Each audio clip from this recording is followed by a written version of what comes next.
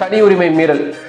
ஏராளமான social media videos பாருங்க, photos பாருங்க. அது இன்ஸ்டாகிராம் ஆகட்டும், இல்ல எக்ஸ் சமூக வலைதள பக்கமாகட்டும், யூடியூப் ஆகட்டும், இதுல இந்த திரிவேணி சங்கமத்துல பெண்கள் குளிக்கக்கூடிய விஷயங்களை போட்டோவாகவும் வீடியோவாகவும் எடுத்து அதை நிறைய பேர் வைரல் பண்ணிக்கிட்டு இருக்கிறாங்க. அந்த பெண்கள் ஒரு தண்ணீர்ல நனைஞ்சு ஆடைகள் அங்கங்க விலகி இருக்கிறத ஒரு ஆபாசமான கண்ணோட்டத்துல அவங்க போட்டோஸாகவும் வீடியோஸாகவும் எடுத்து அதை வைரல் பண்ணிக்கிட்டு இருக்கிறாங்க. அதை பார்க்கறதுக்கான கும்பல் அப்படின்றதும் நிறைய இருக்கு.